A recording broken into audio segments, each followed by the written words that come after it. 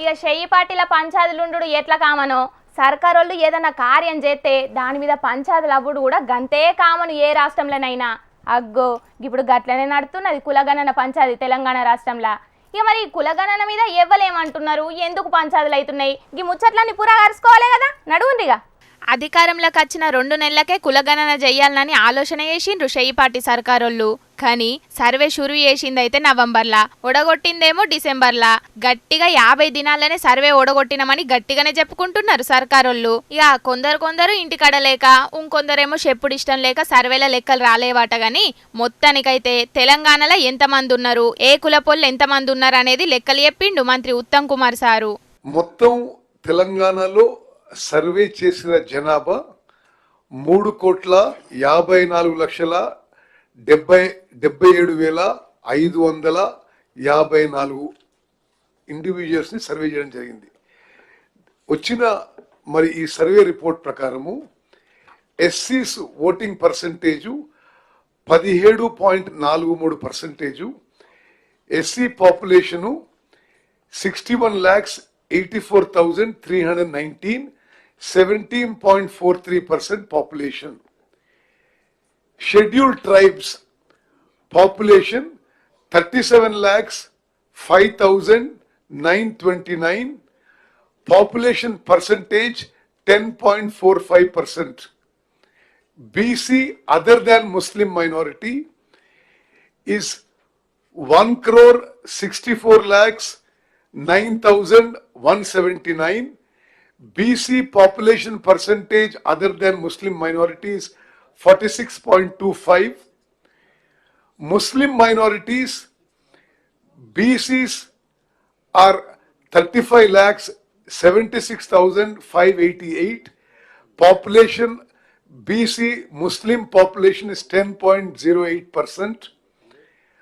Muslim OC population is 8,80,424, percentage of 2.48. Total Muslim percentage in the state is 12.56%. Total OC population in the state, Muslim minority is 2.48 and other OCs are 13.31. Total OC population in the state is 15.79%. Total households in the state 1,15,71,457. Total households surveyed 1,12,15,134.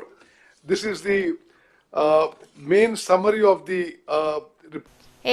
గివన్నీ కాకి లెక్కలు మీదికి బీసీల మీద పాయిరం చూపిస్తున్నారు తప్పితే వీళ్ళు చేసేదేం లేదు అని సర్కారు మీద కారెడ్డమాడింది కారుపాటి ఎమ్మెల్సీ కవితక్క.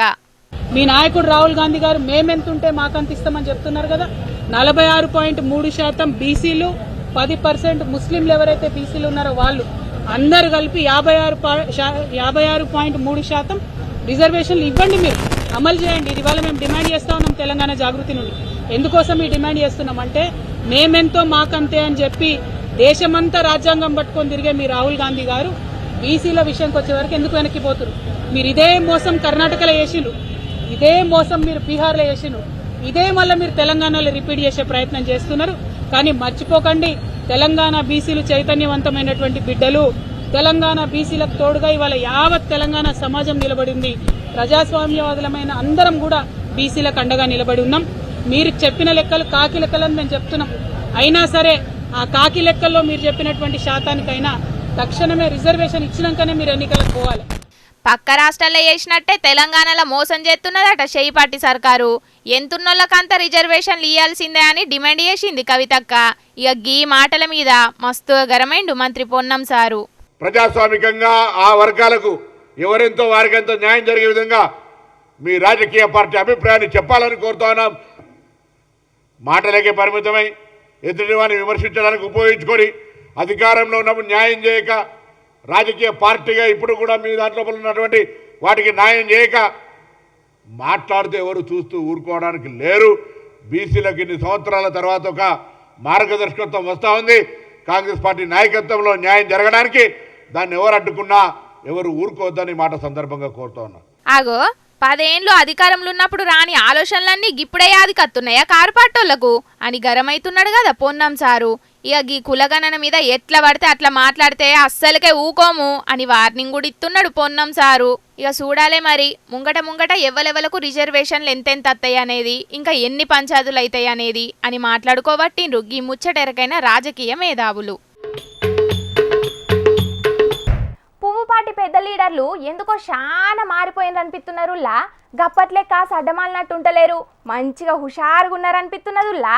గీతాప అధికారం మనదే అని తెలంగాణలో ఏ ఎలక్షన్లు వచ్చినా కూడా ఒక్కటే డైలాగ్ చెప్తుంటే ఏందో అనుకున్నాం కానీ ఇప్పుడైతే పెద్ద ప్లానింగ్ వేసినట్టు అనిపిస్తున్నారు పువ్వుపాటోళ్ళు అని మస్తుగా మాటలు వినబడుతున్నాయి బయట. మరి గాళ్ళు వేసిన ప్లాన్ ఏందో గా ముచ్చట్లు ఎందుకు వస్తున్నాయో పురాగరుచుకోవాలే కదా పాండి మరి.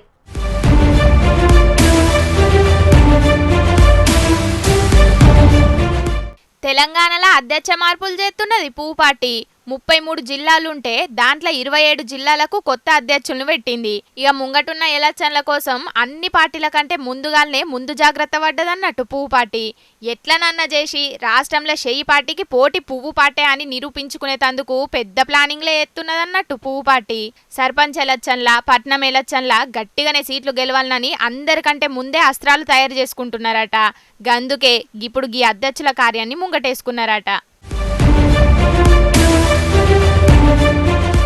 జిల్లా అధ్యక్షుల ముచ్చటనే కాదు, రాష్ట్ర అధ్యక్షుల ముచ్చట మీద గట్టిగానే శ్రద్ధ పెట్టిండ్రట మోదీ సారు, అమిత్ షా సారు. ఇప్పుడున్న కిషన్ రెడ్డి సారు సెంటర్లో బిజీగా ఉండే వరకు రాష్ట్రాన్ని పట్టించుకునుడైతలేదని రాష్ట్రంలో ఉండే ఈటల సారుకే గా పదవిత్తరని శానా మలకలినవడ్డాయి ముచ్చట్లు. ఇక మున్పటి కంటే ఎక్కువ జోరును చూపెట్టనీకి గా పంచాయతీని కూడా తెంపి ఈ వారం 10 రోజుల్లో కొత్త అధ్యక్షుని పెడతారట. ఇక మరి చూడాలే. పోయిన తాప పట్నం ఎలక్షన్ల కారు పార్టీతోటి పోటీపడి ఎక్కువనే సీట్లు గెలిచిన పువ్వుపాటి ఇప్పుడు అధ్యక్షుల మార్పుతోటి మరి ఇంకేమన్నా సీట్లు గెలుతాయో లేకపోతే ఏమైతుందో చూడాలే అని అనవట్టిండ్రు గీ ముచ్చటెరకైన రాజకీయ మేధావులు.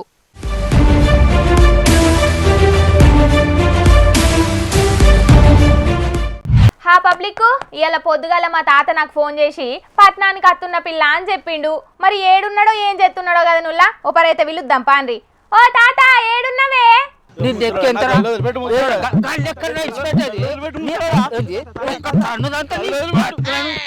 ఓ మీ పంచాయతీకి కగ్గిరాలుగా. ఓ ముసలాడా, నువ్వు ఉన్న జాగాలు ఉండవా అసలు? ఊళ్ళున్న గదే పంచాయతీ, పట్నానికి వచ్చిన గదే పంచాయదా నీకు? ఆపుండే జరా. ఓ తాత, గా అన్నం చూస్తేనేమో అట్ట కట్టున్నాడు, రొయ్యగాళ్ళు వేసుకొనేమో నువ్వున్నావు. గా అన్నతోని గెలుతావా అని అసలు? ఇవాళ నిన్ను ఇడిచిపెట్టేది లేదు కొడుకు అప్పన్నాడు. నీ సారు గాంధీ భవన్ కాడు ఉన్నాడో లేకపోతే సచివాలయం కాడు ఉన్నాడో సుయితు పారా. ఇవాళ నిన్ను ఇడిచిపెడతాను అనుకుంటాను వారా? ఇవాళ నీ బొక్కలన్నీ ఏమనుకుంటానేమో. తప్పుడు చేయండి నువ్వు, తప్పుడు చేయండి ఇంకా నువ్వు.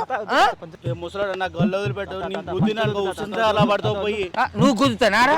గుద్దని సాగలా పడతానా? గుద్దు గుద్దురా నువ్వు, గుద్దుతావు గుద్దు. ఓ తాత, నీది ఏడుకోయినా గిదే పంచాదానే? అయినా గా అన్నతోని పంచాయతీ ఎందుకు పెట్టుకుంటున్నా? ఏ 10 మొదలు. అరే అది కాదు పిల్ల, వీడు కాంగ్రెస్ పార్టీనా, నేను కాంగ్రెస్ పార్టీ మనిషినే. వీళ్ళ సారు కాంగ్రెస్ పార్టీ, మా సారు కూడా కాంగ్రెస్ పార్టీ. అయినా గింత అన్యాయం ఉంటుందా? నువ్వే చెప్పు, ఇక నువ్వే చెప్పు. ఓ నీ పంచాది కగ్గిదలుగా. గింత సేపు కొట్టుకుంటే మీరు షెరో పార్టీ అనుకున్నాగా అదే. మీరిద్దరు కాంగ్రెస్ పార్టీలుండి ఎందుకు కొట్లాడుతున్నారు? అరే అది కాదు పిల్ల, ఓట్లప్పుడు వాళ్ళ సారు ఖర్చు పెట్టిండు, మా సారు ఖర్చు పెట్టిండు. మా సారు కిస్మత్ మంచిగా లేక ఎమ్మెల్యేగా ఉండిపోయిండు, వాళ్ళ సారు కిస్మత్ మంచుకున్నది అదృష్టం మంచిగుండి మంత్రి అయ్యిండు. మరి అసంటప్పుడు వచ్చే పైసలల్లా మా సారు, మా ఎమ్మెల్యే సారుకు అన్యాయం చేస్తాడు వీళ్ళ సారు? ఇదేనా పద్ధతిగా? నువ్వే చెప్పు. అసలు మీ ఎమ్మెల్యే సారేవలు గాయన ఏ మంత్రి దగ్గర పనిచేస్తున్నాడు? నాకైతే ఒక్క ముక్క అర్థమైతలేదే. ఇక వీడు బొర్ర చూస్తాడు వెళ్తలేదు ఆ పిల్ల. వీడు 30% మంత్రి దగ్గర పనిచేస్తాడు, నేనేమో మా నియోజకవర్గ ఎమ్మెల్యే దగ్గర పనిచేస్తాను కాబట్టి అయితే ఎండుకపోయి ఉంటాను అన్నట్టు. చెక్కుల పవర్ అంతా వీళ్ళ మంత్రుల దగ్గరనే ఉంటుంది కదా. ఇక వచ్చే నిధులలో మా ఎమ్మెల్యే సార్లకు మొండి సైజు చూపెడతారు అన్నట్టు. ఇదేనా పద్ధతి? చెప్పురా దానికి చెప్పు. అంతేనా? ఓ తాత, నువ్వు అసలు ఏం మాట్లాడుతున్నావు? నీకన్నా అర్థమవుతున్నదా? ఇంకా అర్థమవుడేందే? అర్థమయ్యేదానా? మంత్రులు వాళ్ళ కడుపులు నింపుకుంటాను, మా ఎమ్మెల్యేల కడుపులు కొడతారట. అందుకే ఎమ్మెల్యేలు అంతా రహస్య మీటింగ్ పెట్టుకున్నారట. దాంట్లో మా ఎమ్మెల్యే సార్ కూడా ఉన్నాడు. దాని గురించే మాట్లాడతాను వీంతో నేను. ఆవు ఇప్పుడు తెలంగాణ అంతటా గదే హాట్ టాపిక్ నడుతున్నదే. సర్కార్కు తెలియకుండా జడ్చెల్ల ఎమ్మెల్యే, నర్సంపేట ఎమ్మెల్యే, ఇంకా మహబూబ్ నగర్ ఎమ్మెల్యే గిట్లా చాలా మంది రహస్యంగా కలిసిందట కదా. కలవరా మరి ఒక్క పార్టీలనే ఉండి మంత్రులు ఎమ్మెల్యేల పొట్టలు కొడతా చూసుకుంటా ఊకుంటారా? అవసరమైతే ఈ పంచాయతీ ఢిల్లీ దాకా కూడా పట్టుకపోతారు. చూడు గాళ్ళు కొంచబోయేదేందే, ఆల్రెడీ ఢిల్లీలా గా ఎమ్మెల్యేల మీటింగ్ గురించే చర్చ జరుగుతున్నదట. మీటింగ్ కే పీచే మతలబ్ క్యా హై అని. క్యా హే క్యా బేజీ హే అని ఢిల్లీ పెద్దలు సరే సప్పుడు లేకుండా ఊకుంటే మా ఎమ్మెల్యేలు అంతా సప్పుడు చేయక ఊకుంటారు అనుకుంటావా? ఇవాళ 10 మంది ఎమ్మెల్యేలే కూర్చొని రహస్యంగా మీటింగ్ పెట్టుకున్నారు. ఇంకా రేపట్ల అందరు ఎమ్మెల్యేలు ఒక్కటై మీటింగ్ పెట్టుకొని మాట్లాడతారు. అవసరం అయితే ఏందనుకుంటా, అరే మీ మంత్రి సార్ ముచ్చట చెప్తలేమేమరా, ఎంత పర్సెంటేజ్ రా చెప్పవు? ఈ కథ మంచిగానే ఉన్నదేమే. మంత్రులు నిధులు పంచుకుంటే గా అన్నేం చేస్తాడు చెప్పు? ఏమో గా ఆయనను పట్టుకొని ఇచ్చులు కచ్చకాయలు అని అడుగుతున్నావు. దేశే నీకేమెరకని మాట్లాడుతున్నావే నా పక్కనదానా? అరే అవురా, అరే మీ మంత్రి సారు వచ్చిన నిధులన్నీ వాళ్ళ దగ్గరనే ఉంచుకొని వాళ్ళే పంచుకునుడు చేస్తే మరి మా ఎమ్మెల్యేలకు ఎప్పుడు ఇస్తారా? వాళ్ళ నియోజకవర్గాలు ఎప్పుడు డెవలప్ చేసుకోవాలరా? చెప్పేవరా చెప్పు. మంత్రి సార్ అడగబో అంతే ఆయన అడగాల? మరి ఆయన దగ్గర నువ్వు పని చేస్తావు, నువ్వు చెప్పవారా? గుద్దుతే గుడపిత్తు పలిగాడు వాళ్ళు కాదే. అవును నిజమే. గా అన్నని అడిగితే ఏం చెప్తాడే? పోయి గా మంత్రి సార్లనే అడుగుపోరాదు నువ్వు. ఏంది వీనికే మెరకనా? అసలు సార్ల కంటే ఈ కొసరగాళ్ళకే ఎక్కువ ముచ్చట్లు తెలితే తల్లి. కమిషన్లు మాట్లాడు, వాటిని వసూలు చేసి తీసుకుపోయి మంత్రి సార్లకు అప్పచెప్పుడు ఈ మొగల్లో పనే. నీకు తెలియదు అసలు. అరే నాకు ముచ్చట చెప్పరా? అరే మీ సొంత పార్టీ ఎమ్మెల్యేలే అయ్యుండి మీ మంత్రి సార్లు వాళ్ళ దగ్గర కమిషన్లు తీసుకుంటే ఏం పద్ధతి అన్నట్టు చెప్పురా అంటే అట్లే నిలబడతావు. నేను ఏమడిగా నువ్వు తెలుస్తుంది యారు నీకు? అరే గా ఎమ్మెల్యేలైనా రహస్యంగా మీటింగ్ ఎందుకు పెట్టుకుంటారే మరి?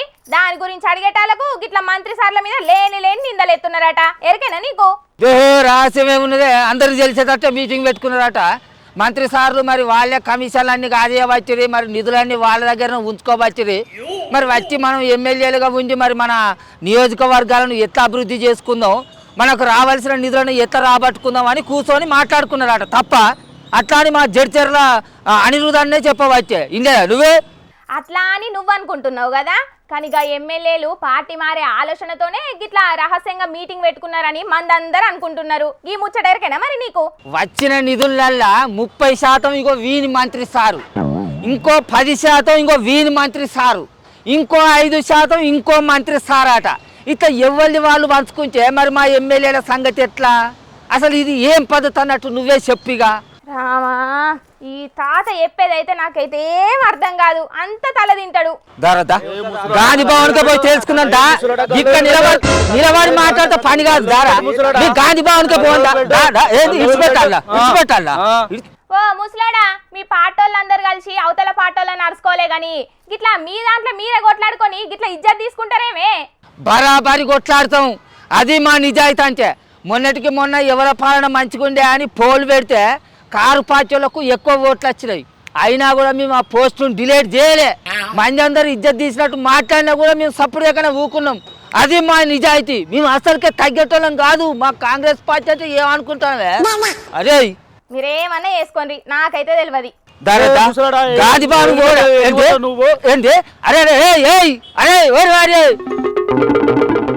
చూసిండ్రా అనుల్లా, ఉన్న నిధులన్నీ మంత్రులే కొంచబోతున్నారు. మాకు మొండి చూపెడుతున్నారని కాంగ్రెస్ పార్టీ ఎమ్మెల్యేలు రహస్య మీటింగ్ పెట్టుకున్నారట. ఈ పంచాయతీ ఢిల్లీ దాకా కూడా పోయిందట. ఓ దిక్కు పార్టీ మారిన ఎమ్మెల్యేల మీద కారు పాటోలు కేసులు పెట్టి సుప్రీంకోర్టు దాకా పోయి సురుకులు పెడుతుంటే, ఇంకో దిక్కేమో షెయి పార్టీలు ఉన్న ఎమ్మెల్యేలు అధిష్టానంకు తెలియకుండా రహస్యంగా మీటింగ్లు పెట్టుకుంటున్నారట. మరి చూడాలి. ఆగో గీ అన్నెవలో తాళమేసిన గేటు ముంగట కూసున్నాడు, ఏంది కావచ్చు అని పరిశాన్ అవుతున్నారు కదా. గాయన తాళమేసిన గేటు ముంగట కూసోలే, గా గేటుకు తాళమేసిందే గాయన. రంగారెడ్డి జిల్లా ఇబ్రహీంపట్నంలో ఉన్న ఎంఆర్ఓ ఆఫీస్కు తాళమేసిండు దానయ్య అనే గీ కాంట్రాక్టరు. ఏం చేస్తాడు మరి? గీ బిల్డింగ్ కట్టి 4-5 ఏండ్లు అవుతుందట. సర్కార్ పని కాబట్టి పైసలు ఏడికి పోవనే నమ్మకంతో ఆడీడ అప్పులు తెచ్చి మరి గీ ఎంఆర్ఓ ఆఫీస్ను కట్టిండట. యా కట్టిన ఏడాది లోపటినన్నా బిల్లులు రాకపోతాయా అని ఎదురు చూసి 4 ఏండ్లు నిండినాయట గాని ఒక్క పైసా బిల్లు రాలేదట. 50 లక్షల అప్పుకు మొత్తం ₹3 మిత్తి లేక నెలకు 1,50,000 రూపాయలు మిత్తి అయిపోతుంది. లక్షలు మిత్తి అయిపోయి కూడా నేను 20 గుంటల భూమి కూడా అమ్మి ఇదే ఆఫీస్లో చేసి అప్పులలో పీనే పంచడం జరిగింది. అదే కాకుండా మళ్ళా సరిపోతే కూడా మళ్ళీ నా ఎంజాయ్ల సొంతం ప్లాట్ కూడా 120 గజాల ప్లాట్ కూడా అమ్మి కూడా కడితే కూడా అప్పులు తీరకపోతే నా ఇంటికి వచ్చి కూడా అప్పులలో నాన్న అవస్థ పెట్టి నా ఇంటికి తాళం పెట్టి నాన్న అవస్థ పెడతా కూడా అని పెట్టి కూడా నన్ను కన్నా బాధ పెడుతురు. ఆ బాధ ఎగలేక కూడా ఒకనాడు నేను సూసైడ్ చేసుకోవడం జరిగింది.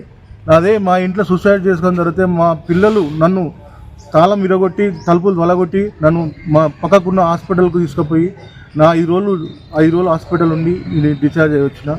ఏ బాధ ఎగలేక కూడా నేను ఈ బాధలు నేను ఎగలేకపోతున్నా. నా ఉన్న భూమి పోయింది, ఉన్న ప్లాట్ పోయింది, నేను పిల్లలకు దూరం అయిపోయినా, నా భార్యకు కూడా దూరం అయిపోయినా, నీ ఇంటికి కూడా అయిపోయినా. ఒక రోజుకు 800 రూపాయల కష్టం చేసుకొని కంపిటీషన్ బండి నడుపుకుంటూ నేను బతుకుతున్నా. తీసలరా నా స్థితి ఇంత కాడికి వచ్చింది. కథ సల్లగుండా సర్కార్ బంగ్లా కట్టుడేమో గాని ఉన్న భూమి జాగలు పోవడే కాకుండా ఆఖరికి భార్య పిల్లలు కూడా దూరమై ఏదో చిన్న పని చేసుకొని బతుకుతుండట పాపం. కార్పొరేటర్ల ఏలువడిలా పనిచేసి ఇప్పుడు కాంగ్రెస్ సర్కార్ వచ్చినాక కూడా పైసలు రాక పాపం గిసొంటి కాంట్రాక్టర్లు తెలంగాణలో ఇంకెంతమంది గోసపడుతున్నారో పోన్రి. అవుగాని అన్ని ముచ్చట్లు చెప్పేసినా ఏమన్నా యాది మర్చిన్నా? లేదు అన్నీ చెప్పినా. పబ్లిక్ తెచ్చిన కాడికి ముచ్చట్లన్నీ చెప్పేసిన. ఎట్లున్నాయి? మస్తుగా ఉన్నాయిలే. ఇక ఇవుల్లా తాజా పంట సమర్పించు ఎల్టీ జోర్దార్ వార్తలు. మళ్ళొచ్చే జోర్దార్ వార్తలల్లో మస్తు జోర్దార్గా అందరం కలుసుకుందాం. అప్పటిదాకా ఏం చేయాలని ఎరకనే కదా, చూస్తూనే ఉండండి హెచ్ఎం టీవీ. అట్లనే ఇంకెన్ని మంచి వార్తల కోసం హెచ్ఎం టీవీ యూట్యూబ్ ఛానల్ను తప్పకుండా సబ్స్క్రైబ్ చేసుకోండి. గిసొంటి ముచ్చట్లు కూడా మస్తుగుంటాయుల్లా. అన్ని ముచ్చట్లు మీ దాకా చేరాలంటే తప్పకుండా గంట కొట్టుండ్రి, లైక్ చేయండి. ఈ ముచ్చట్లను మీ దోస్తులందరికీ షేర్ చేయండి. ఏమంటున్నాం? సరే మరి ఉంటా. టాటా, నమస్తే.